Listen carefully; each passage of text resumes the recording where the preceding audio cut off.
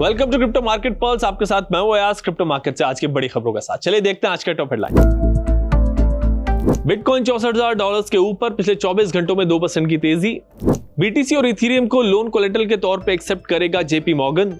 Stable coins regulation के लिए US treasury ने प्रपोज किए जीनियस एक्ट के रूल्स। स्ट्रेटजी सीईओ ने कहा क्रिप्टो के लिए इंपॉर्टेंट होगा नेक्स्ट सीजन, अगले महीने से मोमेंटम बढ़ने की उम्मीद।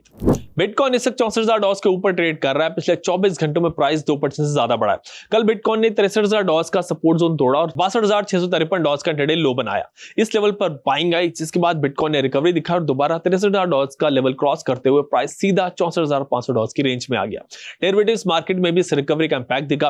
पिछले 24 घंटों में बिटकॉइन में $57 मिलियन से ज्यादा की लिवरेज शॉर्ट पोजीशंस लिक्विडेट हुई, जबकि लॉन्ग पोजीशंस में $13 मिलियन से ज्यादा की लिक्विडेशंस हुई।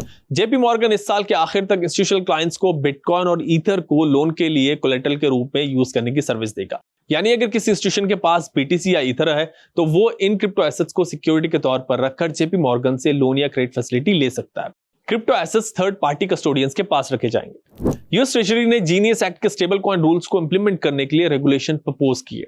इन रूल्स का मकसद स्टेबल कॉइन इश्यूएंस के रूल्स को क्लैरिफाई करना है कि कौन से स्टेबल कॉइन इश्यूअर्स और डिजिटल एसेट सर्विस प्रोवाइडर्स को यूएस में लाइसेंस लेना होगा और किन एक्टिविटीज पर रिस्ट्रिक्शंस लागू होंगी।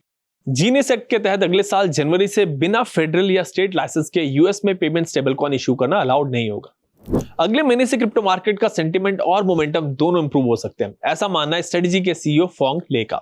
लेने कहा है कि रेगुलेटरी क्लैरिटी एक्ट पर प्रोग्रेस, बैंक का बिटकॉइन अडॉप्शन और बेहतर मैक्रो कंडीशन मार्केट में कॉन्फिडेंस बढ़ा सकते हैं और क्रिप्टो के लिए एक स्ट्रॉन्गर एनवायरनमेंट बनाएंगे। इसके अलावा यूएस मिड टर्म इलेक्शन भी बिटकॉइन डायरेक्शन को इन्फ्लुएंस कर सकता है। अब चेक करते हैं मार्केट में top gainers and top losers कौन से रहे। अब बारी है resistance and support levels. Bitcoin का रेजिस्टेंस लेवल है $65,000 से $66,000 के बीच। सपोर्ट जोन है $62,200 से $63,200 के बीच। इथेरियम का रेजिस्टेंस जोन है $1925 से $1970 के बीच। सपोर्ट जोन है $1850 से $1880 के बीच। बीएनबी का रेजिस्टेंस जोन है $610 से $615 के बीच। सपोर्ट जोन है $595 से $600 के बीच। सोलाना का रेजिस्टेंस जोन है $76 से $70 के बीच। सपोर्ट जोन है $73 से $74 के बीच। XRP का रेजिस्टेंस जोन है $1.01 से $1.02 के बीच। सपोर्ट जोन है 97 सेंट से 98 सेंट के बीच। बिटकॉइन में कल एक अच्छा मूव देखने को मिला और प्राइस वापस से $64,000 के ऊपर चला गया, मगर $65,000 के ऊपर एक स्ट्रॉन्ग रेजिस्टेंस है जहां से बिटकॉइन को इस महीने कई बार रिजेक्शन मिला है। इसीलिए इन लेवल्स पर एग्रेसिव लॉन्ग पोजीशंस लेने से बचें। ट्रेडिंग करते वक्त स्ट्रिक्ट स्टॉप लॉस फॉलो करें और लेवरेज को कम रखें। बाकी अगर क्रिप्टो पे आपका कोई सवाल है तो हेल्पलाइन नंबर पे कॉल करें।